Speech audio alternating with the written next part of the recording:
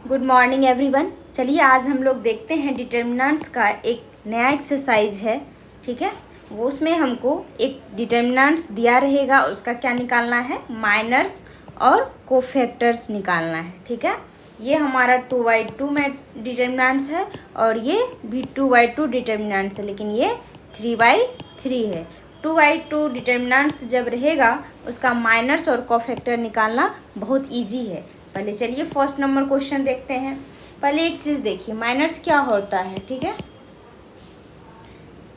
Miners, ठीक है, इसको निकालने के लिए हम क्या करते हैं, यदि कोई डिटर्मिनेंट्स दिया रहेगा और उसका हमको माइनर्स निकालना रहेगा, इसको हम देखिए पहले तो ये जो हमारा डिटर्मिनेंट्स दिया हुआ है इसका पोजीशन क्या होता है, ये हमारा A11, ये A12, A21, ये हमारा A23, ये हमारा क्या होता है, मैट्रिक्स का पोजीशन होता है। ठीक है, यदि हमारा ये A11, ये A12, A21, A22 होता है, इसका यदि माइनर्स निकालेंगे तो ये एक की जगह क्या होता है, M11, M12, M21, M22। ठीक है, और यदि इसका हम कोफैक्टर निकालेंगे उसको कैपिटल A से लिखेंगे, A11, A12, A21, A22।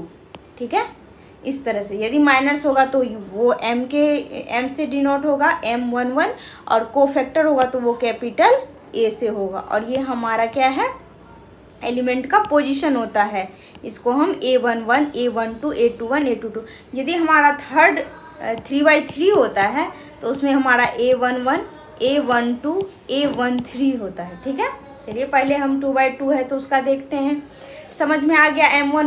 M11 के लिए क्या करते हैं, M11 जब निकालना रहता है तो देखिए, यदि हम इस 11 A11 ये हुआ 2, इसका पोजीशन है A11 का 2, यदि हम 2 लेकर चलते हैं तो इसको कैंसिल कर दीजिए, क्या बचा 3, यानी कि M11 कितना हो जाएगा 3।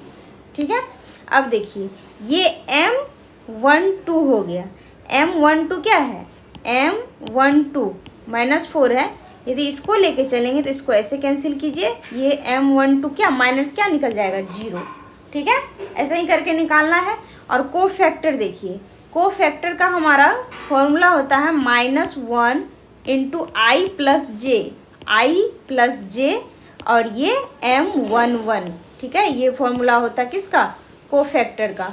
और ये I+J क्या होता है, ये हम जो बोले कि किसी भी डिटर्मिनेंट्स में ये 1 होता है पोजीशन एलिमेंट का, ये 1 जो फर्स्ट है ये I हो गया, और ये सेकेंड वाला जो 1 है ये क्या हो गया, J।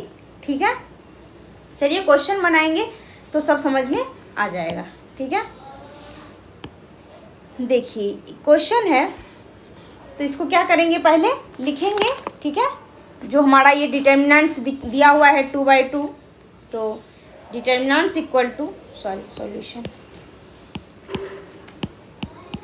डिटर्मिनेंट्स इक्वल टू क्या है, ये फर्स्ट नंबर क्वेश्चन है। डिटर्मिनेंट्स इक्वल टू है 2 - 4 0 3। ठीक है, अब इसका हम क्या करेंगे, माइनर्स निकालेंगे। ठीक है, माइनर्स निकालने के लिए क्या बताए थे, M से डिनोट होता है, माइनर्स निकालना है। माइनर्स निकालना है M11, ठीक है, M12 और M21 और ये M22। ठीक है, देखिए M11 क्या होगा, M11 में बताए थे कि A11 का पोजीशन जो होगा वही हमारा M11 का पोजीशन होगा, तो ये हो गया, और इसके सामने वाले को कैंसिल कर दीजिए, क्या बचा 3, ये हो गया हमारा 3। ठीक है, अब देखिए M12 क्या होगा, ये A11 हो गया, ये A12 हुआ, यानी कि M12, इसको लेंगे, इसके सामने वाले को कैंसिल कीजिए, ये क्या आ गया 0। ठीक है, ये हमारा क्या आ गया 0। M12 हो गया। अब M21 देखिए, M21 यानी कि A12 ये होता है 0, और इसको ऐसे हटा दीजिए, क्या बचा -4, यानी कि ये हो गया हमारा -4। M22 यानी कि A22 का पोजीशन ये है, इसको कैंसिल कीजिए सामने वाले को, और यहाँ क्या बचा 2, ये हो गया हमारा 2। ठीक है, ये हमारा माइनस तो निकल गया, लेकिन निकालना कोफैक्टर भी है। माइनस निकालिएगा तभी आपका कोफैक्टर निकलेगा। चलिए कोफैक्टर निकालते हैं। कोफैक्टर का फॉर्मूला होता है, वो बताए थे अभी, कोफैक्टर। ठीक है, इसका फॉर्मूला होता है AIJ इक्वल टू, यानी कि A11 ले सकते हैं, IJ के बदला 1 2 ले सकते हैं, 2 3 ले सकते हैं। इसका फॉर्मूला होता है -1 I plus J into M11 या MIJ, क्योंकि यहाँ पे IJ लेके चल रहे हैं। ठीक है, तो चलिए M11 की जगह यहाँ कोफैक्टर में क्या लेना पड़ेगा, A11। इसका फॉर्मूला होता है -1 और 1 1 है। यहाँ देखिए ये जो 1 1 है इसी को लेंगे I प्लस जे, यानी कि 1 प्लस 1, ठीक है, इंटू MIJ यानी कि M11। ठीक है, यहाँ लिख देते हैं M11। ठीक है, ये हो गया M11।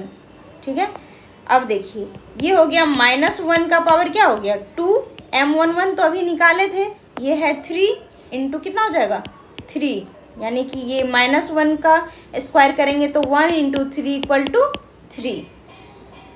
यहाँ तक कोई दिक्कत नहीं है। अब चलिए कोफैक्टर ये A12।